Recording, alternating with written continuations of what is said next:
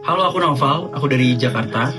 Dan mungkin kalau misalkan aku bisa berbicara sebagai surat dari masa depan untuk tahun 1945, mungkin apa yang aku rasakan, Indonesia sekarang ini masih semakin berkurang masyarakat-masyarakat atau generasi-generasi muda yang memiliki jiwa nasionalis dan patriotisme.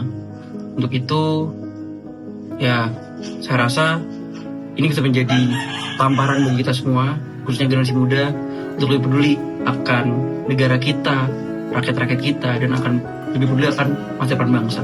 Hai, kenalin, aku Nada, umur 22 tahun, asal Jawa Tengah. Kalau bisa ketemu para pejuang kemerdekaan, aku mau bilang terima kasih sudah berjuang Indonesia. Sampai di kemerdekaan yang ke-80 ini kita bisa bebas ngomong di media. Tapi nggak semua orang bisa aman sih. Masih ada orang yang nulis berita, terus dituntutin, dipepet, sampai ditendang. Ada juga yang sampai diteror kepala babi dan juga bangkai tikus. Ancaman-ancaman itu tentu bukan cuma buat mereka, tapi juga buat kita, karena kita juga punya hak untuk tahu kebenaran yang ada. Dan kalau zaman dulu, musuhnya itu penjajah, sekarang musuhnya bangsa sendiri. Jadi semangat perjuangan kalian jadi alasan kami buat terus memperjuangkan Indonesia yang lebih sejahtera. Halo, nama aku Julia, umur aku 22 tahun dan aku dari Surakarta. Surat dari aku untuk pendahulu aku di tahun 1945 adalah aku berharap bahwasanya Indonesia harapannya bisa berkembang sesuai dengan apa yang dahulu dicita-citakan, karena aku melihat bahwasanya sekarang tuh banyak atau ada beberapa hal yang berjalan kurang optimal ataupun maksimal dalam hal pembangunan masyarakat ataupun infrastruktur. Thank you. Perkenalkan, nama saya Muhammad Hasyir Evansyah, saya berasal dari Jakarta Timur, dan ini surat saya untuk Indonesia 1945.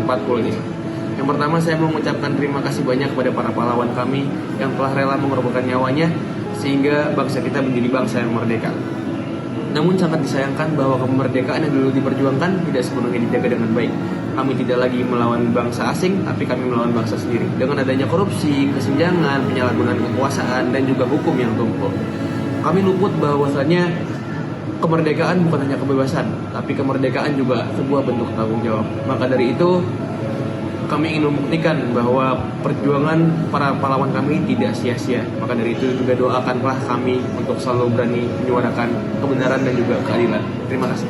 Hai, aku Vido, 20 tahun dari Solo, Jawa Tengah.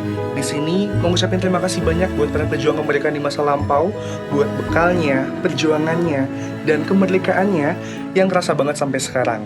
Dan tahun ini, 2025, ada banyak banget teknologi yang bikin anak-anak muda bisa belajar, berkarya, dan bersuara tanpa batas.